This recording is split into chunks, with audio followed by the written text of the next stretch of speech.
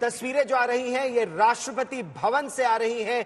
राष्ट्रपति द्रौपदी मुर्मू और इंडोनेशिया के राष्ट्रपति प्रबोवो सुबियांतो एक साथ राष्ट्रपति भवन का जो प्रांगण है, राष्ट्रपति भवन के प्रांगण से अब वो सीढ़ियां उतरते हुए उस ऐतिहासिक बग्गी में बैठेंगे जो बग्गी भारत के स्वतंत्रता के इतिहास की साक्षी रही है।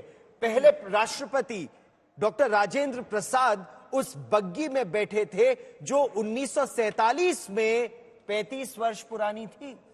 बीच में इस पूरी प्रथा को डिसकंटिन्यू भी कर दिया गया था क्योंकि देश में सुरक्षा की कुछ ऐसी चुनौतियां थी, लेकिन उसके बाद इसे वापस लेकर आया गया। और अब देखिए आज फिर राष्ट्रपति द्रौपदी मुर्मू इसी बग्गी में सवार होकर निकलेंगी। भारत और पाकिस्तान के बीच जब बंटवारा हुआ था, हालांकि ये कहानी मैंने कई बार सुनाई है गौरव, लेकिन सुनाना अच्छा लगता है।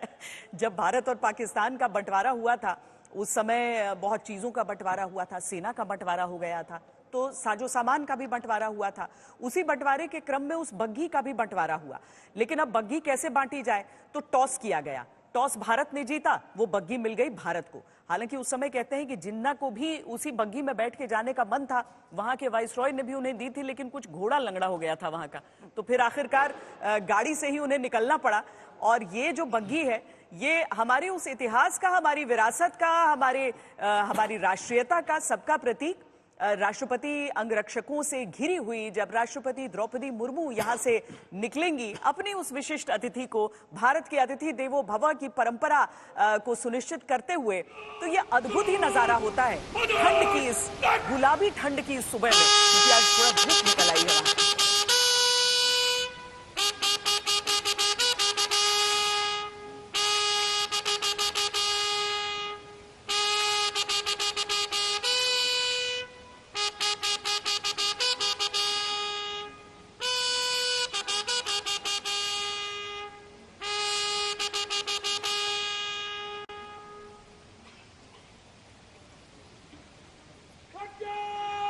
And here, let's take a moment to honor the President's bodyguards, one of the most prestigious regiments of the Indian Armed Forces. This elite cavalry... घोड़े खींचते हैं।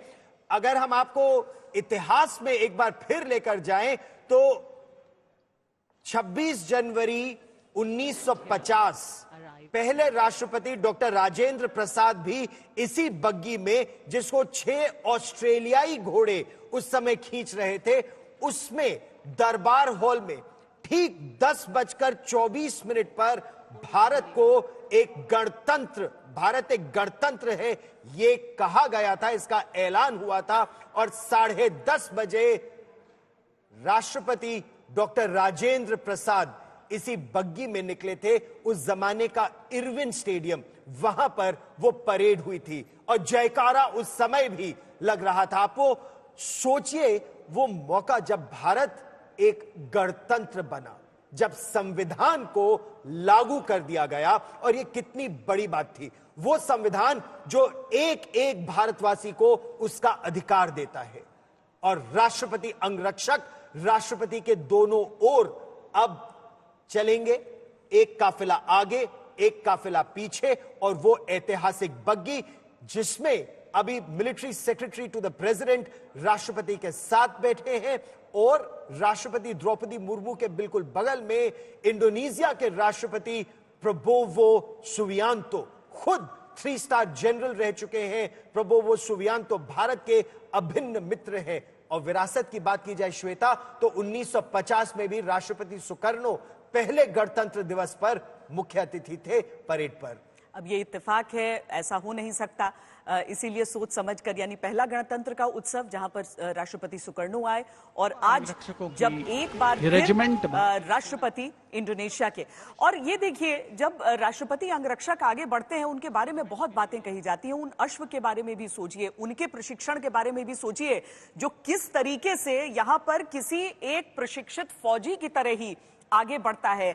जो कर्नल अमित बेरवाल हैं, जो कि कमांडेंट हैं राष्ट्रपति बॉडीगार्ड्स के, वो आपको दाहिनी ओर इस समय अपने अश्व ग्लोरियस पर सवार होकर दिख रहे हैं। तो अपने अश्व सुल्तान पर सवार होकर आपको सेकंड इन कमांड जो इस राष्ट्रपति अंगरक्षक के हैं लेफ्टिनेंट कर्नल अंगद इस समय नजर आ रहे हैं। और इसी तरीके से इसी क्रम में धीरे धीरे लेकिन बिल्कुल समय को से कदम ताल मिलाते हुए राष्ट्रपति अंगरक्षकों की ये जो टोली है वो राष्ट्रपति और विशिष्ट अतिथि की उस बग्घी को अपने साथ साथ लिए पहुंच जाएगी कर्तव्य पथ पर।